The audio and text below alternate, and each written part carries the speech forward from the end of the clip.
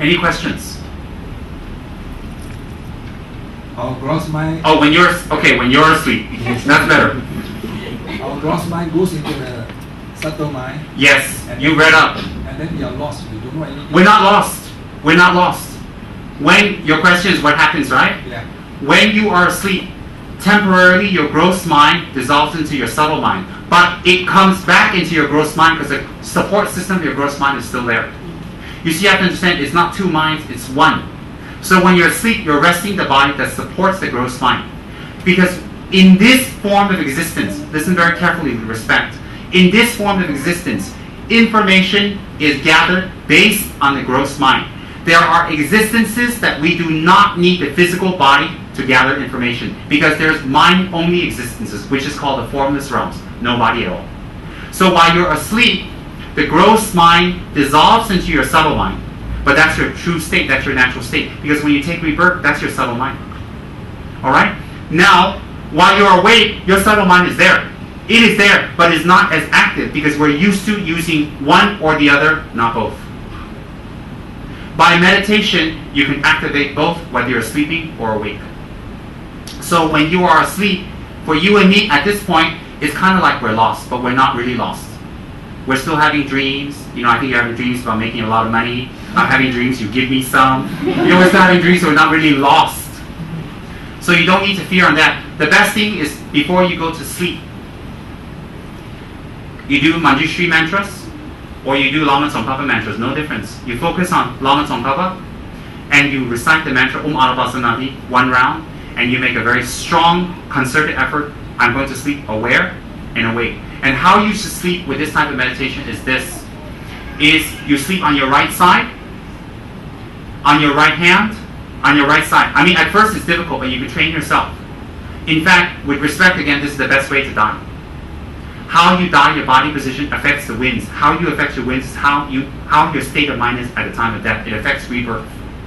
So when you die, you should sleep on your right side with your right finger closing your right nostril, with your left hand on top of your left leg, sleeping on the side like this, breathing in, breathing out, breathing in, breathing out. It is said that that type of posture that we die in helps us very much to take a rebirth. Why? Negative winds are blocked temporarily. So when we're falling asleep, to train for that, when we're falling asleep, even if we can't sleep like that the whole night, for the first few minutes, we train ourselves and we make it more and more and more. You're probably thinking, oh my God, you know, I've been sleeping like that. I've been sleeping for the last, how old are you, 80, 90? I don't know. Sorry, I don't know how old, 120? Just kidding. Uncle Lai looks like catching in the corner. Can you imagine? Uncle Lai catches Lama in a dark alley and Lama comes out with a black eye? Would that be funny? Never mind, I'll get the gods to get you. No, they're not going to get you. They're too nice. What happens is this, is you go to sleep on your right side with your right nostrils covered, and you breathe in and out, and you have the awareness. I will go to sleep with awareness and clarity, and I'll wake up that way. And when you wake up, you just get up, oh, I want tea, I want coffee, I want, you know, my breakfast, oh, give me this and give me that, oh, your wife is burping, or whatever. Don't think like that. You wake up, immediately get to that position, and sleep on your right side, and wake up as if you've been sleeping like that, and generate that awareness. At this moment, it's more of a physical exercise, but it'll create mental awareness. Go to bed thinking, I will be aware. Wake up thinking, I will be aware. You'll see a difference. But temporarily, for now, it will seem like unclear. But you're not lost. You're not lost. You've been sleeping for the last how many years? You wake up, you find yourself again, so don't worry. But I don't think you found yourself completely, but we'll help you. We'll help you. Does that help you? Oh, good. Well, I'm glad you speak. For a long time, I thought you only speak Filipino or something. He doesn't breathe, he doesn't say anything, he just sits there. Thank you. Good question. Any other questions, please? Yes, this young lady here. After the person died, the person get a rebirth immediately? Oh, when you pass away, the maximum amount in this realm is 49 days. After every 7 days, you have a natural death. Meaning in Bardo, you die after 7 days.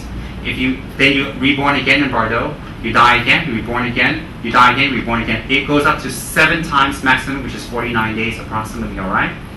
Within that time, you have to take rebirth. For high-level practitioners, I know, like His Holiness the Dalai Lama's root master, which we all witnessed, His Holiness Rinpoche, who died at 81 exactly as he predicted. When he died, He died in Dharamsala, North India. When he died, the area had a gentle earthquake, and rainbows appeared around the moon, and it snowed very gently. And he stayed in meditation like this for 12 days, meaning no movement, no talking, no eating, no peeing, no defecation, no sleeping, nothing. Captain Chujan Rinpoche, His Holiness Chujan Rinpoche, stayed in meditation like this for 12 days. At the end of 12 days, his head slightly tilted down like this, and a drop of blood came out, which meant his consciousness was left. The Dalai Lama senior tutor, His Holiness Captain Ling Rinpoche, stayed in the same state of meditation, clear light, for 13 days in Dharamsala. And my root guru, Captain Rinpoche, in the heat of South India, at 81, after a hearty breakfast. He's quite fierce. His picture is inside Setrap's chapel. You can take a look. He has a goatee. He's quite fierce. He's quite good at scolding. And he doesn't say thank you or anything. On the day he was going to pass away, he said to his students, I've had a wonderful breakfast. You've all done great service to me. I thank you very much. They said thank you. Everybody got a shot. And they went off to monastic school. And then during midday, they heard His Holiness Kajit Rinpoche had breathed his last. Kajit Rinpoche sat in his favorite chair in meditation for 3 days. No movement whatsoever. And you have to remember, you say, what's the big deal? It is a big deal because it's South India. And he doesn't have air conditioning like here. It is hot and steamy. No negative smells from his body. No corrosion. No nothing. He sat in a state of meditation for 3 days. And on top of that, gave indications of his next rebirth. Where, the direction, his parents' name, his race. And when we actually burned his holy body with rituals and prayers inside a stupa, because we need ashes to enshrine it in a stupa, in a pagoda, when we removed the ashes, 2 very distinct, small, infant footprints can be seen in the ashes. Very clear, they took pictures. And his skull did not burn. His tongue, his eyes, and his heart did not burn. They preserved it. This is very normal. And he took rebirth in North India, Kunu Manali, as he predicted. And when his attendants, his previous life attendants, went to go find him, they brought articles of his previous life that he had used. The minute the child saw the attendants, the parents doesn't know who they are. The child is 2-3 years old. He immediately screamed. Their names, he knew who they were, and he said, take me back to the monastery. Immediately. When I met him for the first time, he recognized me. I was shocked. I was shocked beyond anything. I was thinking, oh my God, he can die, come back, recognize. I say, oh God, if I can just die and come back safely, it's good enough. I'm not going to recognize anything. I've seen this with my own eyes. You see, don't think that I'm Tibetan and I have to accept this and this is right. No, I am Tibetan. I am born Buddhist. I am. But it doesn't mean I have to accept it. I've seen it. I've witnessed it with my own eyes. I'm not as smart as some of you, but I'm not as stupid as some of you too, sorry. I've seen it. These little kids can't fool you. They can't fool you. And they come up with things that from their previous lives and they tell you that only you know. You go, what? How do you know that? That only you know. That they told you in their previous lives. At a very young age. I saw it. Rinpoches are real. Reincarnations are real. I see it all the time. All the time. I met very young Rinpoches who on sight can predict the future to me. They're 11 or 12 years old. Where I'm going to go, who I'm going to meet, at what time, what place, and how many years. Exactly to a T. I saw it with my own eyes. They're recognized by the Dalai Lama. They're recognized by the oracles of India, of monastery. They can't be wrong. I don't care, I'm sorry, with respect, I don't care if you guys believe in reincarnation. I have overwhelming evidence, and I've seen it with my own eyes. I lived in America for part of my life. I came back to my culture. I didn't grow up in my culture. I did not. I came back to my culture when I was around 19, 20. I was away from my culture my whole life. So I am not imprinted by cultural imprints. I am not. I left America for a reason. I knew I was leaving America. The things I did in America, I needed to do. I knew at a very young age I would leave. I knew at a very young age what I needed to do. I'm not showing off. I'm not saying I had visions or I saw or I had dreams. I did not. But I just knew I would travel. I would have to teach. I would have to meet a lot of people. I knew that as a young child. How I knew, I don't know. I just always played that way. I would memorize prayers, memorize texts. I would sit on beds and pretend there was imaginary people and I would teach them things. I would dream of wearing these funny yellow hats. All the time. Not all the time, sometimes. Even the very when I was very small, I go to the library, I find particular Tibetan deities, the very deities that I was attracted to in dictionaries and encyclopedias and Tibet travelogue books, even back in the 80s. The very deities that I like are the very deities that I was told I practiced in my previous life by my lamas. How would they know that? I mean, Tibetan pantheon deities are hundreds. I have overwhelming evidence for myself. People look at me like I go party, I have fun, I have this, I have that. That's what I am on the outside, but I'm different on the inside. Why am I different on the inside? Because I put effort. I put effort to be different. Not to be different, but to not become worse. I put effort for the last 20 years. The last 20 years I didn't have fun. I didn't go to discos. I didn't run here. I didn't run there. I didn't go business. I didn't do this, do that. The last 20 years I was in a monastery. I taught. I raised funds. Meditated. Stayed in months and months of retreats. That's what I did for the last 20 years. I am different today because I put effort, not because I'm a miracle maker. No. I made effort. So, I've solved these things. I witnessed it. I'm not telling you some miracle tale. Whether you believe me or not doesn't really make a difference, doesn't affect me because I saw it. But I gave you today a discourse on the logical workings behind it. All of us are reincarnations. It's just what we did in our previous lives. It's very, very important to know. Okay? This lady? I have a question regarding subtle mind. You said that there are times, for example, in dreams that we actually is in a state where our subtle mind is, we can see the subtle mind. Where our subtle mind is active, yeah. yes, Okay. not see active. Okay. So sometimes in dreams, right, we actually do actions like our daily lives. So are those actions actually from our habituation, and do they create karma in, let's say, in dreams?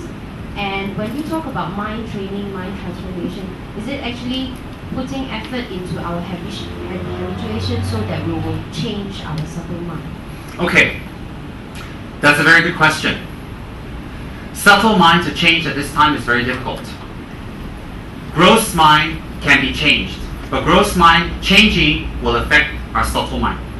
Does everybody understand that? Gross mind can be changed, which will affect our subtle mind. Our subtle mind cannot be directly changed at this time. Very good question. Number two, in dreams, when we dream of doing what we usually dream, or what we usually do, when we dream what we usually do, it is not the dream that is significant. It's the fact that in these dreams we can still hear, feel, taste, touch, perceive. What are we perceiving with? That is the magic question. Alright, so whether we dream about the future, whether we're dreaming about some fantasy land, whether we're dreaming about daily, nonsensical, mundane activities, just eating, going to dinner, going out with our friends, is not the point. The point is you experience things in your dream as if you were awake. Pain, hot, cold, pleasant, unpleasant. You experience. What are you experiencing with? This experiencer is your subtle mind. This subtle mind cannot be affected directly by our actions at this time. There, henceforth, it is called subtle, not easy to grasp at. So therefore, you must attack or rehabituate the gross mind. By that way, you will transform the subtle mind. Therefore, in the presence of our teacher, we sit respectfully. We don't argue. We don't debate. We don't fight. We don't throw tantrums. If we're told to do something, we do it. We don't burp. We don't slouch. We don't say, I don't know. We don't lie to people. We don't keep forgetting our responsibilities. We don't keep being a loser. We don't keep using, cheating, and manipulating people. Why? Those actions are of the gross mind, which habituate further the subtle mind. So therefore, when we take vows in Buddhism, it is not an issue that you take the vow and you break it or you don't break it. The very fact you have fear to take the vows shows you that you don't want to change. Because if you can change and transform, the vows are effortless. Example, none of you kill, none of you steal, none of you do drugs. Therefore, the drug law, the killing law, and the stealing law in Malaysia doesn't affect you. It doesn't affect you at all. But for people who kill, steal, and do drugs, it affects you. You want to know what's up, lawyer, what's the term, what's happening. But if you don't kill, you don't do drugs, these laws don't affect you. Therefore, Buddhist vows do not affect you if you don't have something to affect. So if you don't take the vows, if you have fear of these vows, it shows clearly you are afraid of something. If you are afraid of something, you are not attacking your habituation, and therefore you will suffer. So when you take a vow, there's a few situations. If you don't kill every day, but you don't have a vow, it is neutral. If you take a vow that you won't kill, every day you don't kill, you collect the merit of not killing. Example, a young baby doesn't kill. That doesn't mean it collects merit of not killing. So if you take a vow in front of Lama Tsongkhapa, in front of your guru, first you have to take a vow in front of your guru first. You have to take a vow from someone who has a vow. A statue doesn't have a vow. You have to take a vow from someone who has a vow, who received it from his guru, from his guru, from his guru, originally from Buddha himself. Therefore it has blessing and power. If you don't take a vow from somebody who has a vow, you don't have a vow. How can an empty jug pour something into another empty jug? Very logical. So people who are afraid of vows, they're illogical and they're scary, they play with it. They may be 20 years old, 30, 40, 50, they still avoid it, and find all kinds of sweet ways to avoid it. Why? Because they have something to fear. Why do they have something to fear? Gotta ask them. But for people who have nothing to fear, the vows are effortless. And when the vows are effortless, every day you don't kill, you don't steal, you don't lie, you collect the merit of not killing, not stealing, not lying. The merit of not killing is long life, beautiful body, tall, pleasant appearance, and you have an appearance that is charismatic in every single lifetime. The karma of not stealing is means of support will be easy for you. Living area, clean living area, nice living area, getting things that you need to survive comes to you effortlessly. Not lying, not killing, not stealing, not lying. Not lying every day doesn't create negative karma or positive karma. It is totally neutral. So if you're not lying, take the vow not to lie. And when you don't lie every single day, the merit you accumulate is the 60 melodious qualities of a Buddha's speech, which means your speech will captivate other people's mind. Your speech, when spoken the truth, will change people's minds from negative to positive. Your voice will be pleasant, it'll be strong, it'll be heard, and your voice will affect beings positively. You will have those type of qualities of the speech from not lying. So, there are people who tell the truth, they say the right things, but no one listens to them. They don't have the power of speech. There are people who speak the truth, everybody listens. They're enraptured, they're captured. Why? Many lifetimes they practice not lying. So if you take the vow of not lying, every day you don't lie, you collect the merit of not lying. As opposed to, I don't want to take the vow. And taking a vow in front of a statue, if you can take a vow in front of a statue, please receive teachings from a statue too. You don't need to disturb me. I don't even get paid. That's ridiculous. Take a vow in front of a statue. But once you've taken the refuge vows from a qualified teacher who has the vows to pass to you, then you can retake the vows. Meaning, to reaffirm and to purify when it's been broken. It's better to have vows that you repair than not to have any vows. Why? You earn a little rather than none. So fear of vows is fear of yourself. Fear of yourself is fearing what would happen if you cut your habituations out. And that fear itself is negative. So vows must be taken from a person who has the vows. Example, I took my vows first from His Eminence Tsem Rinpoche when I was around 13 and 14. Then I took my other vows from His Holiness the 14th Dalai Lama. These masters had vows to be taken. His Holiness, His Eminence Tsem Rinpoche received his vows from Chujang Rinpoche. His Holiness the Dalai Lama received it from Chujang Rinpoche and Ling Rinpoche. And their teachers and their teachers, they have a lineage. So I have refuge vows to past people. Formal refuge vows. Why? It's not I'm wonderful. I'm like a pipe, the water comes through. And those vows are very important. Very, very important. Especially if we reach the twilight years of our life, we should definitely take those vows.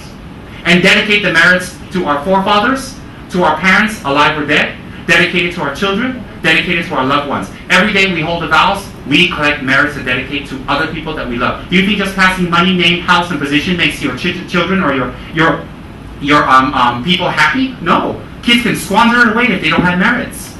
No, definitely. Vows are very important. They are the basis of all attainments according to Lord Buddha. You have the Pratimosha vows, the self-liberation vows, Hinayana vows. You have the Mahayana vows of bodhicitta and the Tantric vows of highest vehicle to become attain enlightenment for other beings.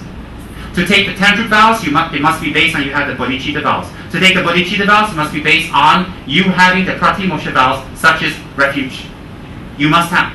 And those are all based on pure Guru devotion. Without Guru devotion, your vows will be inactive. Without Guru devotion, your vows will go downhill. Without Guru devotion, anything you have taken will go backwards, and your mind will become harder, narrow. You will not hear the words of truth. You will not, by not holding a vow. How many of us have received initiation, and how many years? We don't even know what our vows are. You know how many years we've broken them? So you're saying, oh, isn't it safer not to take any? Are you safer? Are you safer not to take any? Are you safe? Ask yourself, am I safe? Do I know where I'm going when I die? Certainly not, because if you take your vows, it motivates you to do something about it. Very important. So you must take it from someone who has the vows, and you hold it while it's a personal challenge. If you're putting the company at work 9 to 5, you're going to work, you're going to schlep your way through. But if you're home living off and parasiting off your mommy and daddy, whatever, you wake up or whatever, you go to sleep or whatever, well, you're great at parasiting.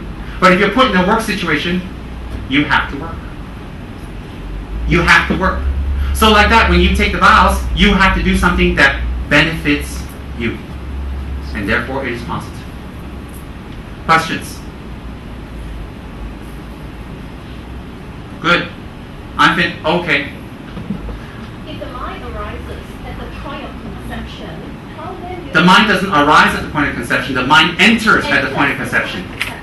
But how do you explain about conception through IVF and embryos being frozen? That's not your mind. Frozen embryos, IVF, your mind just enters. It's the same thing. Whether you're conceived in a lab or you're conceived in a womb, that is the physical basis for your mind to enter. So it doesn't matter where your mind enters. Example, you can enter into a dog and be a puppy. So how you're conceived physically doesn't matter. Doesn't matter at all. Your mind can still enter. Therefore, clones don't have the same mind, they have different minds. Different minds. Understand? Clear on that, everyone? Okay, good. Questions? Very good question, but couldn't get me. Just kidding. If you get me, you're going to have to wear this and not me all this yellow stuff. Yes? Could you please explain the relations between deja vu and the subtle mind, and whether it's a flashback of the past or a preview of the future or the messages? Okay, messages. You're going to have to see white noise. I'm just kidding. All right. Very easy. Deja vus can be memories of what we've done in a previous life, so when we do it again, it's like, oh, deja vu. Or they cannot be. It might be just like a dream. Deja vus do not indicate necessarily the subtle mind, active or working. Deja vu is familiarity with something. Example, if you like to do business a certain way, if you're interested in arts or music, that's not deja vu. These are perhaps things that you've done in previous lives that you're very familiar with. So that's not necessarily deja vu. So deja vu is a familiarity with something we've done in a previous life. And it doesn't necessarily point at, oh, my subtle mind's opening.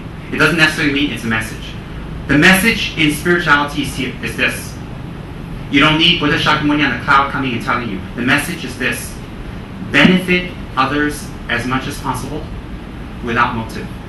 Develop that state of mind. That is the message.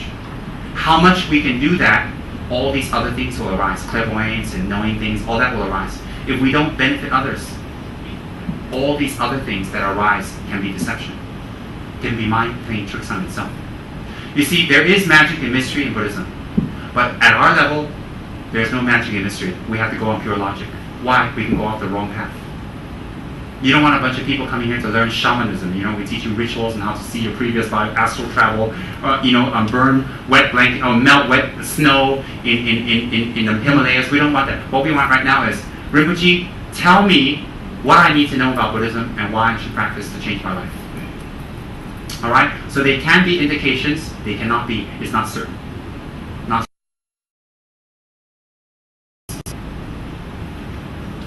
Give me right? This may not be related to what you were talking about, but I'm curious about this. People say sometimes when somebody dies, they come into the dreams of their children or something. So I mean, maybe can you explain? Is it this is the real, or is it just because the children think about the parents so much that they thought that they dream about? So you want to know if people die coming into children's dreams? Yeah. Okay, that's very simple. When we die, we have a very subtle body. The body moves at the speed of thought, not light, thought. Meaning, when we're dead and we left our body, if we think, hey, I want to be at 7-Eleven Los Angeles on this street, I'm there. You don't travel there, you don't fly through the clouds, you're instantly there. In Bardo, Bardo means in between death and rebirth. That period, you have a very subtle body. Very, very subtle, alright? Your subtle mind is active. You don't have any gross mind working. And that mind travels at the speed of thought. Why? Right now, you can travel at the speed of thought. If I say be there, be at your home, you're there already. Your mind's there. You know what's happening, you know what's going on. You're there. So like that, you're there by thought, but you can't be there by perception because you're encumbered by your physical body. When your physical body dissolves, you can be there instantly because it's mind traveling, it's not body. So therefore, there are cases, genuine, where people who have passed, they hate us or they love us, they can appear to us in dreams or actually appear to us during that time. If they appear to us after 49 days, it can be a illusion on our side, or it can be that that person took rebirth as a spirit. So 50-50, meaning it is possible, but it isn't 100% that. And having revelations from our dead relatives or people we love telling us things may be accurate and not accurate, because what are they motivated by? We're not sure. Alright? So, if in life they were very loving to us, it's not necessarily in death they're very loving to us. Why? Maybe you and this lady here in your previous life were loving sisters and you love each other, everything fabulous. But this life you don't feel that. You don't feel that. It doesn't mean that it carries over. So similarly, just because they loved you in life doesn't mean they'll love you in death, and vice versa. So if they appear to you in dreams and all that, it is definitely possible. But then if it happens, so what? You know, what? No big deal. In fact, I'd rather they don't appear because I want to sleep. I take, Xanax and all kinds of things to make myself sleep, so if they appear to me, I can't sleep. So, bottom line is, don't keep looking at all these strange phenomena. You think, does it benefit or not? Does it benefit on my spiritual practice or not? I can't hear you. Sometimes they request. Well, if they request, you do it. If they tell you to jump off the bridge, don't do So it. we just do whether it's true or not. No. true. You just don't do. If they tell you to jump off the bridge, you don't do. No, what I mean is that they request like certain prayer or something. Yeah, you can do that because prayer is positive whether they're alive or dead. Okay, you can do that, but you have to do that with logic. It is possible. It doesn't mean that everything is said is correct either. Because sometimes it is not the person who died visiting you. It can be a spirit telling you to do the opposite to harm that person. So you have to be very careful. Very, very careful. Because in Greek, 9-10 years back, I was there and I encountered a situation where an auntie passed away and kept taking trance of a niece. And this lady, this young lady didn't have just dreams. Her aunt actually took trance of her and talked. And everybody was like, oh my God, that's auntie. I mean, it sounds like, it looks like her habits, everything, her movement, and her voice changed, she was swollen. And when she came out of trance, she just collapsed. And auntie kept coming back and kept coming back and kept coming back. And auntie was telling everybody, I'm suffering. I'm not happy. I'm not happy, I'm suffering. Help me. Help me. Every time she would take trance, she would say, I'm happy. I'm suffering. I'm unhappy. I'm suffering. Help me, help me, help me. All the time. And this girl kept getting it. So they came to see me for divination, consultation. So when I did divination, it turned out to be a spirit. It wasn't the auntie, it was a spirit. It was a spirit deceiving them. Making them do things because they had the opportunity to do so. Why? The nature of some spirits are very evil. Just like people, there are good people, there are bad people. Some people take you for a ride, spirits are the same. So it was a spirit actually taking trance, faking it, but it wasn't the person. So we did some prayers, and the girl actually healed herself. I gave her some prayers to do. I gave her some practices and meditation to do. It stopped. Completely stopped. And then in the same night, because I was there for a month, there was a few cases. And there was another case where there's a certain part of a road, and a poor little boy was run over by a lorry on his bike. Very sad. Very, very sad. About 9, 10 years old, something like that. He was run over by a lorry, and after he was run over, people kept seeing him riding his bike up and down. So when they came to consult me when I did divination, it wasn't the spirit, it was the little boy. It was actually him. Sad, lost.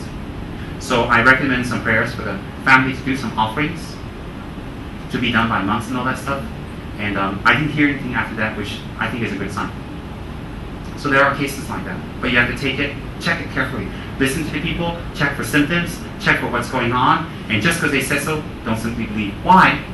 Why? It is possible. Even if it is possible, so what? We know there's a next life. We know we're going to take rebirth. We know we're going to die. We know our mind exists. So what? I have many cases like that because of what I do. Many cases in Singapore, many cases all over that. Share with you guys another time. I think you might find interesting.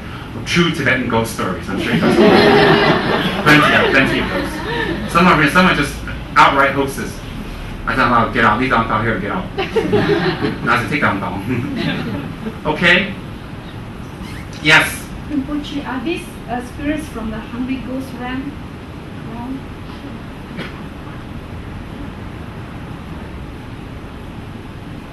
Yes, you can say that. Hungry ghost doesn't literally mean all are hungry. Hungry ghost means a class of existence which is in samsara, which is the realm of spirits. What are they? They're beings that exist without a physical body.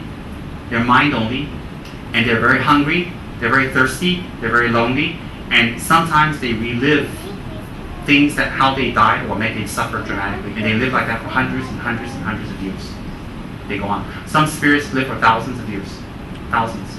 And they go through the suffering. In this life, can you go 1 or 2 days without food, without shelter, without friends, lonely? Imagine increasing that to a couple of 100 years. And that's what they suffer. And that comes from grasping toward wealth, grasping toward being miserly, having the type of mind that wishes to gain benefit from others, take advantage of others. If you doubt those exist, then you doubt Buddha. If you doubt Buddha, why are you studying Buddhism? You can't be selective. So if you're stingy and miserly and you're practicing Dharma, then you're not practicing Dharma. You're not. Definitely not. You're fooling yourself.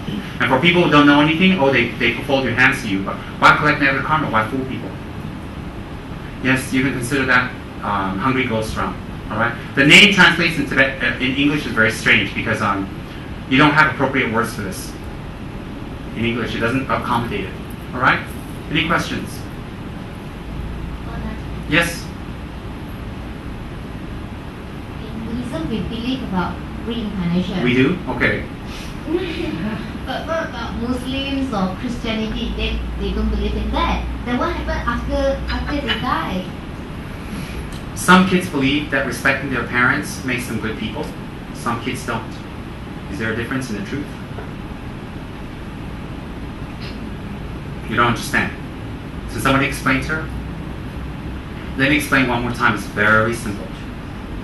Some kids believe that respecting their parents and taking care of them makes them a good person when they grow up. Some kids don't. Does it change the fact that if you do, it makes you a good person? Okay. So whether people accept or don't accept, it doesn't really matter.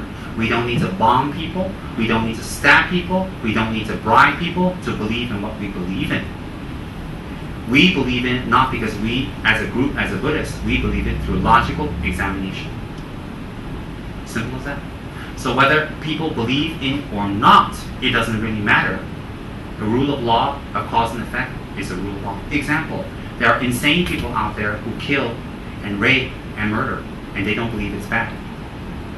But does the same effect come for them as a person who believes that it's bad? Of course it is. So a person who knows that it's bad and a person who doesn't know it's bad, it's the same thing. So someone who comes into Malaysia and they bring drugs, and someone who knows they shouldn't, when they're caught at the airport, is there a difference from the side of the law? Someone who comes into Malaysia with drugs, knowing that it's bad, and someone who comes in not knowing, if they're caught, does it make a difference from the side of the law? Okay? So whether you accept karma or not, karma is pervasive and existing. Otherwise, you tell me another explanation for the disparity in existence. You tell me another reason. Very simple. So if you believe in the law of cause and effect, it doesn't explain everything at our level, but explain a lot more. So you're rich, I'm not. Why? Your previous life you gave more than I did. That explains it. Oh, well, God made you rich and made me not rich. Why? I'm fabulously beautiful and gorgeous and glamorous and you're not. Why? Because God made me this way and he forgot you? Why? Doesn't make sense to me, right? So in my previous life, I healed, I gave medicine, I massaged, I took care of people, I didn't kill, I took care of the sick. So in this life I have a great, fabulous, gorgeous, beautiful, glamorous body. And your previous life you ran around the woods naked. Just kidding. My point is this, is that there's a difference because we created the difference. That will explain it much better. Does everybody understand that? So whether people accept or not, why argue? If they have the merits, they have the karma to understand, wonderful. So those who don't understand and they engage in negative actions and make themselves suffer, that is suffering without knowing they're suffering. For Buddhists, we look at them with even more greater compassion. It forces us and motivates us and compels us to practice to become Buddha, even more so for those who do not know they suffer. Very simple. That's why, as I've always mentioned before, in the history of Buddhism for 2,500 years, from day one till now, there's never been a war in the name of Buddhism or Buddha, ever. Why is that? Even today, you don't hear any conflict with Buddhists anywhere in the world. Anywhere. You can blow up those Buddhas in Afghanistan. Buddhists will write in and say, don't. You don't see anybody harming anyone. Why? Because they believe in the law of cause and effect. It gives you mental strength. It makes, see, the difference in Buddhism, in the belief in cause and effect, is it makes you take responsibility. It doesn't blame it on the outer force. Oh, it's God. Oh, it's them. It's this. It's that. It's yourself. When you take responsibility, you make a difference for your world. If you keep blaming others, oh, they made me this way. It's that person. It's him. It's her. They didn't explain to me. They don't understand me. I didn't get to talk. Always it's other people's fault. You always suffer. Because you keep blaming other people. You make the difference. You change yourself. That's the key. Okay? I've had a wonderful time sharing my knowledge, my limited knowledge, with all of you. And I'm so glad to see all of you. Many of you are new faces, so for the benefit of them, I've spoken some subjects I've spoken about many times before. Experts here can repeat. And sorry, Mr. Kong. Mr. Kong probably flew in from China wherever to conduct the course. Next week I won't crash your class. All right, Mr. Kong conducts this week's class, but I crashed his class. You're not angry with me, are you? You're not going to be waiting in the alley for me, are you? He looks nice and easygoing, but he's not. He's Jekyll Hyde alter ego. You see him when he's not in the center.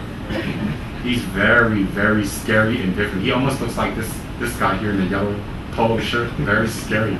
Imagine meeting him and Mr. Kong in the alley. You gotta run. Very, very scary. All right, what I'd like to do is this. Everybody please sit still for a minute, and then I'm going to take off. But before I take off, I want to pass some little gifts to everybody. All right? Don't worry. Don't worry, Xiaoqian. I'm not going to give you anything like books to read.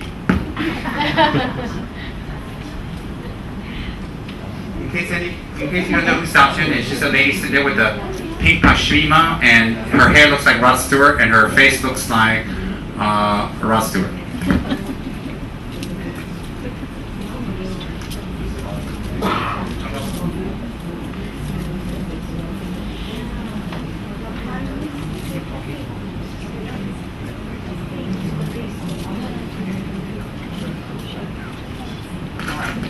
And be ready for a few, because all of our members not here because I didn't announce them coming here. Be ready for Miksama marathoners. Those who finish, what was the big amount? 888. Those who finish 888,000, there's a special gift to encourage your practice. And those who finish, the next number is what? 388. 388, there's another gift. And then the last number? 188. Okay, the details will be on the net in a few days. Singtel's putting it up. And what is that? It's not like you win a prize if you do something. Usually in Tibet, if we do a certain retreat, certain practice, then our Lama gives us some kind of holy gift to encourage us to do more practice. So check that out on the net. The 4 people who have gone to Ganden Monastery have successfully finished all of our pujas, 30,000 ringgits worth of pujas for our center, all of us. And they are right now on the train arriving in Bangalore to fly back tomorrow. Then we have another set of liaisons and people flying to India tonight to go and to North India to look and bring for other precious items to be made available in our outlets. So there are 3 liaisons meeting the 4th liaison. Is it 3 liaisons? Yeah, 3 liaisons meeting the 4th liaison in Delhi. They're leaving tonight. And I'd like to thank the people who've been doing all-night Mixema Tans. All night long, you guys finished what, 68? 68,000 is it? 60,900. 60,900. You guys finished 60,900 Mixemas in one night. That's incredible. Incredible, that's fabulous. Please do more, please keep it up, and the benefits are incredible for all of you, all right? I'm not going to go into detail because it's quite late, I'll talk another time. Continue to make some practice is very, very beneficial, don't miss that. And please get the CD on the Guru Yoga Lama Tsongkhapa that I gave a teaching on, and listen to it. That is what you're going to meditate on when you recite the Mitsuma mantra. If you do the meditation simultaneously with the recitation, time goes by faster and you gain attainments. Recitation alone, very difficult to get attainments. Why? If you can recite alone, many years you've been doing mantras, your mind is still very hard. Mantras soften it, but it doesn't gain attainments alone. So please listen to the CD on the Guru Yoga Lama Tsongkhapa. It should be available at any of our outlets. I think it might be on the net, I'm not sure. Listen to that carefully and on what you should meditate while you do the mantras. Very, very important. So while you're doing the Mixema mantras, very, very powerful. Think about your parents. Think about the people that have been very kind to you. Think about your loved ones. Think about people you want to send prayers to. Think about people that you need to gain patience for. And especially during Mitsama session, meditation practice, please think about people that have harmed you. Please think about people who, when you give them good things, they turn it around at you. When you give them good advice, they fight you. When you help them, when you assist them, they don't appreciate you. People who try to cheat you, people who try to lie to you, people who actually, whatever good things you do for them, they harm you back. During Mitsama session or meditation session, think about those people and send Lama Tsongkhapa's healing energy towards them. Why? By making them a bigger enemy, a cycle continues between us and them. If we send love and compassion and healing of forgiveness, from our side, we cut our karma off in a negative way with those beings. So beings who continuously view you wrongly or say negative things about you or gossip and talk about you and don't appreciate you, send them love. You don't need to continue in their conversation, cut them off. You can say, oh, I don't want to talk about that anymore. I don't want to be involved in that anymore. You can cut them off with compassion. They may think you're very cruel, but they can think what they want because you should know yourself. How do we know whether we're doing things right or not? We look at how many friends we have around us. If we have plenty of friends, if we have plenty of people that listen and follow us and do things with us, we're doing something right. If we have people that stay away from us, that run away from us, that don't like us, then whatever we say, we know something is wrong. So that's the measuring stick of our life. So it's very, very important that these people that harm you, instead of letting them harm you, you send them love. You don't have to physically go up there and say, oh, I love you, but you don't hold any ill will, negative feelings, or grasping, or any kind of revenge. Why? You must have harmed them in the past, in the previous life, perhaps, or they're just the type of person that always sees things as harm. Example, even Lord Buddha had enemies during his life. People saw him as imperfect, such as his cousin Devadatta. Even someone as holy as the Dalai Lama had many people who hate him. So it doesn't matter whether we are right or wrong. Forgive those whose intellect are a different level, different space, different background. Forgive those that say negative things about you. Forgive those that you send positive help, energy, love. Whatever you do, financial help, whatever you do for them, they always think negative things about you. Forgive them, let it be, let them settle on their own. Because why? Buddha came to this world, everybody could not be helped. So certainly we can't help everybody at our level. So the best thing to do is not hold grudges or negativities. Let them be. If we can help them, continue to help. If we cannot help them, we don't send more negative energy to our way. And the best way of doing that is Lama Tsongkhapa, because Lama Tsongkhapa heals anger, heals holding on to unhappiness, heals through chanting, through meditation, through contemplation, through study combined. And it's never too early or too late to start.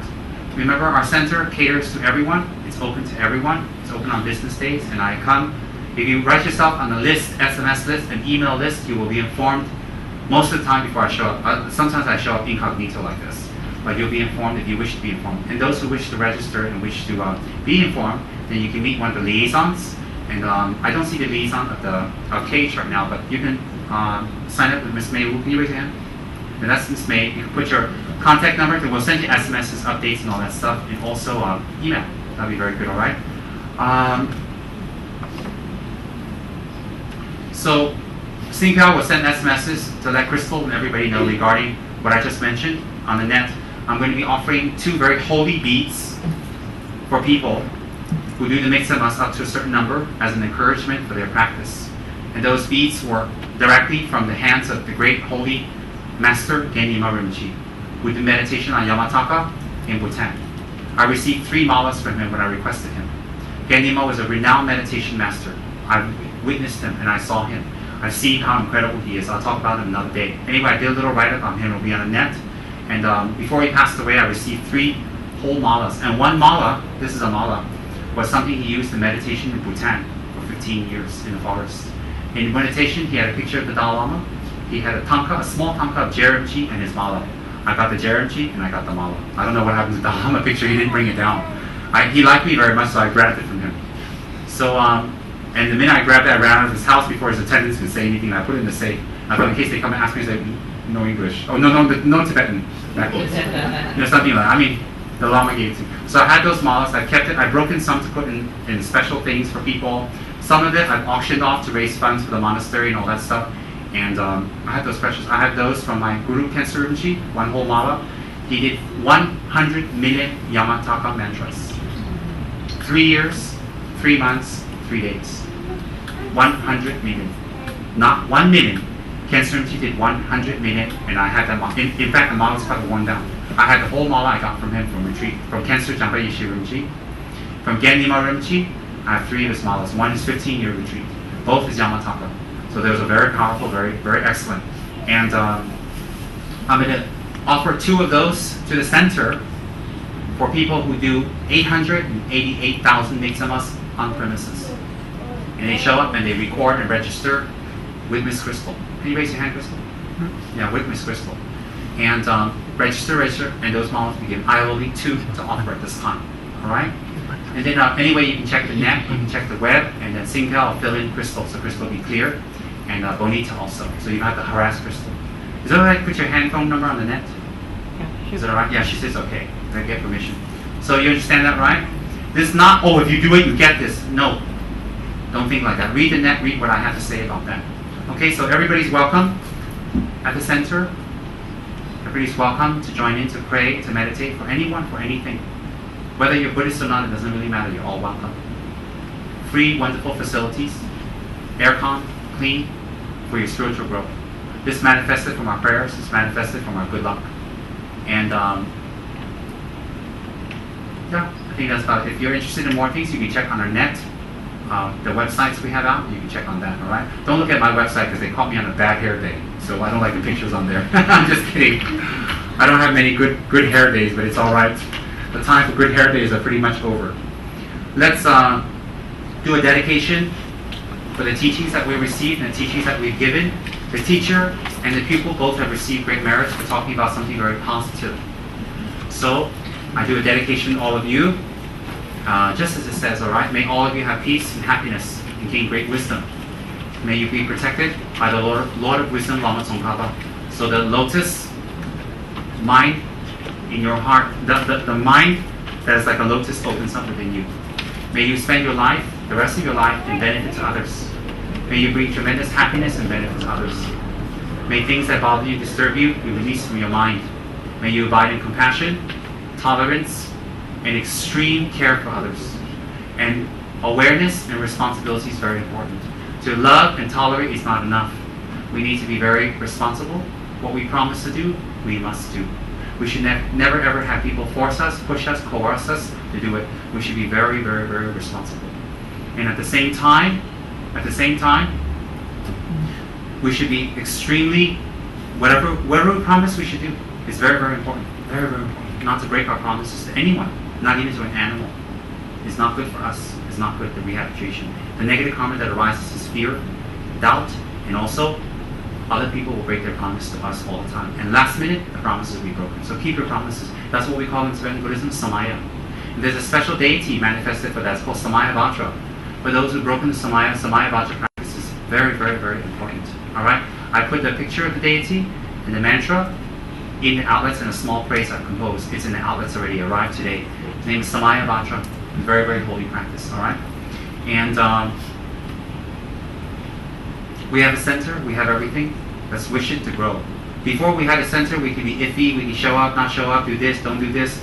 We can't act like we don't have a center anymore. We have a center, so we have to act like we have a center. We have to show up, make it work, make it grow, and we have to benefit others. On our own, without this kind of setup, is very difficult. So we have to benefit others. Make this center grow, make it your second home, make it your spiritual home. Make the inner Kichara house in you grow, make the outer Kichara house grow. It's very, very important. Be stable, be loyal, stick, don't run here, don't run there, don't run all over the place. Stick to the center, stick to the practice, stick to the lineage. Why? All are good. Pick one and stick to one. You run to this center, you run to that center, you run here, run there, you'll get confused. Definitely get confused. That's the Dalai Lama's personal advice, by the way. Okay?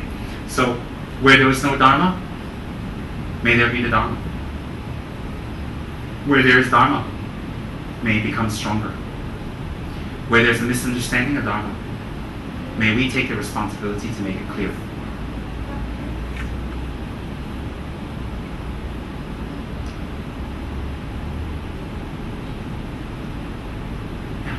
Crystal, please lead the dedications. Daso.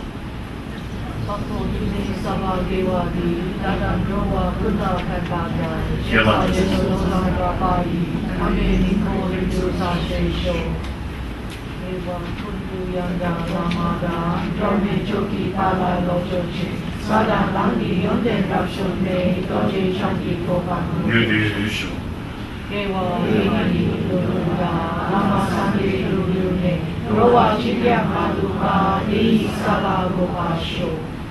Chogi Yaposokapa, Josu Namba Mewala, Yeki Shanga Siwada, Jogi Madu Shangwa Show. Dada Shendi Lusunda, Rewa Somne Atene, Yewa Losan Rapadi, Namba Yuriwa Yushi. Nimo Dele Sindele, Nime Gunyang Dele Shin. This is Tato Delepel, Gojo Sungi Jintilo, Gojo Sungi Trashu Sho, Gojo Sungi Trashi Sho. Jesu Lama Kuse Rakden Shin, Namka Drindli Joju Kepada, Losan Tempe Drome Sasuni, Rowe Munsil Takto Ni Yushi. Gandhi Rawe Gowe Shinkande, Pegan Dewa Malu Jongwene, Chandra Sewan Tending Yasoyi, Shabe Side Badu Den Yushi.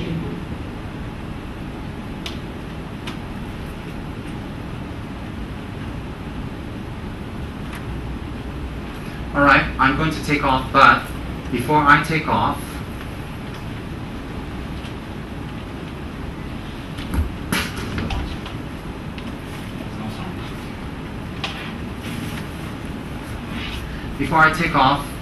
I'm going to have one of my assistants place white tar on you. This has holy relics, example from the great master Kyajasona Rinpoche. So this will be placed on your head. When it's placed upon your head, just think like this. May I gain qualities that will be beneficial to others. And the qualities that I have that do not benefit others, may I be able to practice to eliminate those. And think like that for the long life Buddha, white Tara, to give you a blessing, alright? Yeah. Where's my bag? Can I have a bag?